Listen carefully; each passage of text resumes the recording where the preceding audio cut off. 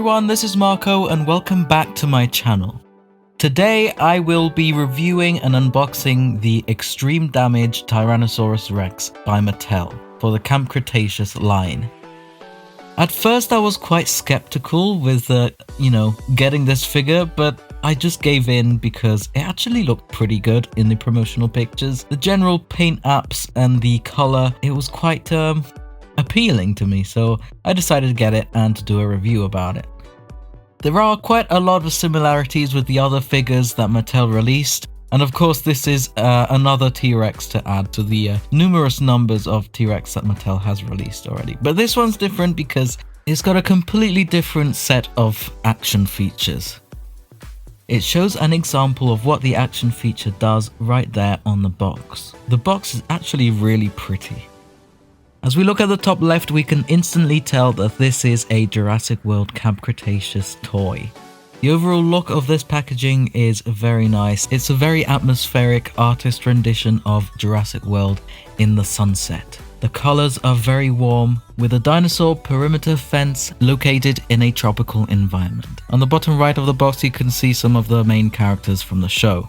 Overall, this packaging feels very modern, but also with a touch of nostalgia. A throwback to the original Jurassic Park toys designed by Kenner back in the 90s. This is due to the warm colors and the tropical environment. The figure itself is sitting inside the open box design, and its tail is separate from the rest of the figure. This is to reduce costs and space. The tail is right there at the bottom. On one of the sides of the box, you can see some of the other characters from the show, complete with the Jurassic World Camp Cretaceous logo.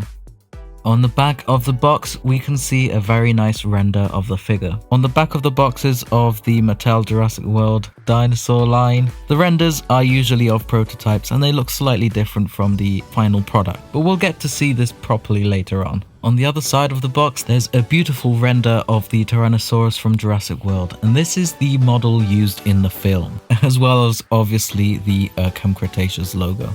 Of course, the Jurassic World logo is plastered all over the place on this packaging, which is understandable because, it is an official licensed product. Now, having a closer look at the back of the box, the overall colors of the packaging are quite the opposite from the front. The front was quite warm, the back is colder. It has a bluish background, which kind of resembles a computer screen. The box tells us that the jaws actually open quite wide, and there we have the Extreme Damage logo too.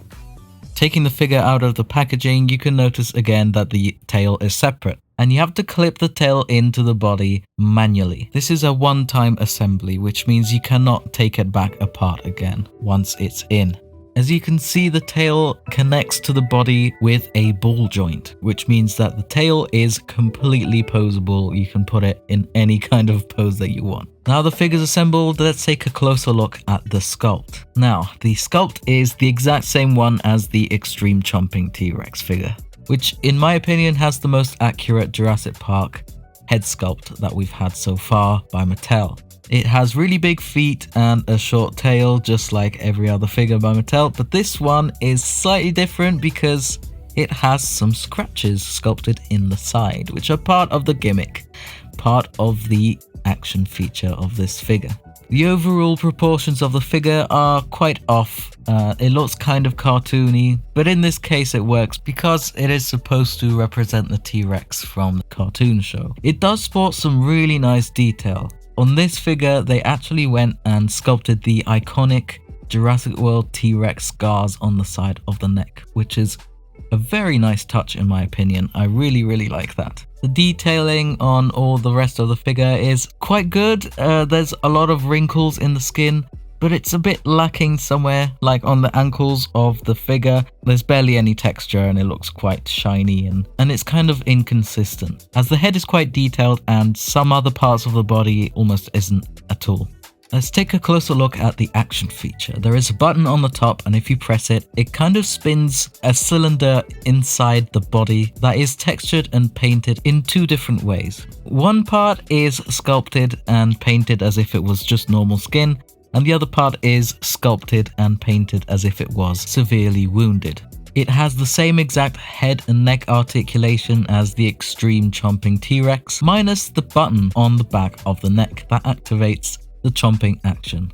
This has manually posable jaws, as well as posable arms, posable legs, and posable tail.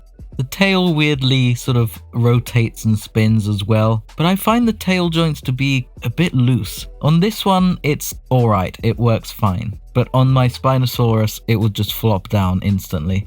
The hips also have this articulation right here.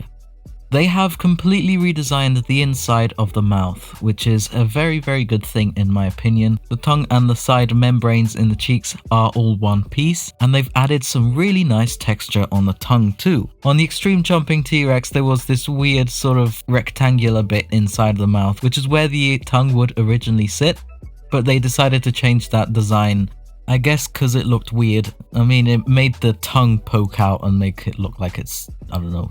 It looked really odd, so I'm glad of that change. And also the tongue wasn't textured, it was completely smooth. But they completely scrapped all of that and just went for this textured tongue instead, which is very, very nice. I think this might be my favorite Mattel T-Rex actually, because I can actually pose the jaws as I want instead of having them closed or opened all the time. Also, in order to fit the action feature inside the chest, they made the chest a bit bigger, which makes it look a bit bulkier. And overall, the plastic feels different. It feels a lot more solid than the past figures. Also, the colors are a bit less saturated with different patterns, which makes it slightly more realistic and adds variety. The gimmick is a bit weird, but it works. I like it. It's definitely not as weird as the battle damaged Spinosaurus, and with the press of a button, it all covers up by itself. It just looks like it's got some scars instead of some open oozing wounds. Right, so that was my review and my thoughts on this figure. And would I recommend getting it? Yes, absolutely. Hey, sick merch is available on Redbubble. We have t-shirts, mugs, water bottles, and other cool stuff, but that's not all. On my Etsy store, you can find my rubber saws, as well as signed prints. So, what are you waiting for? Just go and click the links in the description. I would like to give a massive thank you to all of my Patreons. Seriously guys, your support really does mean the world to me, as it helps me do what I love for you. You help me buy materials, and most of all, you give me a helping hand with improving the quality of the content of my videos. Even if it's just a small donation, every little helps.